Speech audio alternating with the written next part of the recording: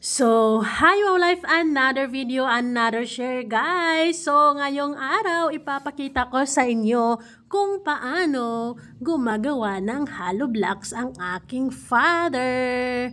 O, diba? Kitang-kita nyo naman yan, hinalo-halo. Ang mixture na yan guys ay buhangin, simento, at saka konting lupa. So, yun yung molder na binili ko.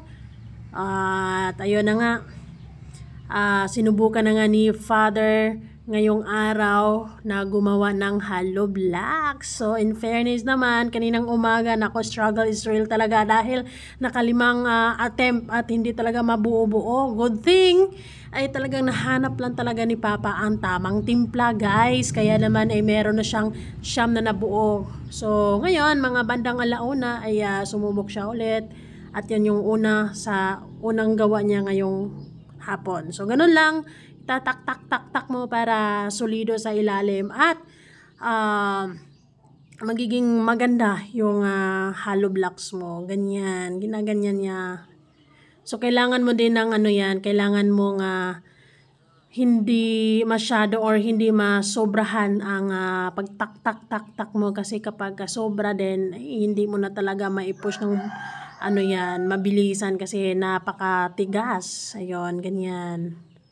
Para solido sa ilalim ang ginagawa ni Papa. So, yun naman, nakaka-amaze lang. Nagiging masaya din ako while pinapanood siya na every time yung paggawa niya ng hollow blocks, makita mo na napapasmile din siya kapag yung gawa niya ay buo. Kasi may pagkakataon na hindi buo, guys. Pero ngayon, in fairness naman, nakuha na ni Papa yung tamang timpla. Mabilisan na. Kumbaga, nakukuha na niya yung timing sa paglagay, sa pagtak-tak-tak-tak, lahat actually. So, dito, yan, ganyan. Paano siya? Ipupush. Push out. Push out. Pull out. Ayan, ganyan lang, di ba? Tamang lang. Pero guys, sobrang mabigat yan. Kailangan ng tamang pwersa para naman ma-assure mo na dire-diretso ang ng mixture or yung molder pagtanggal. Di ba?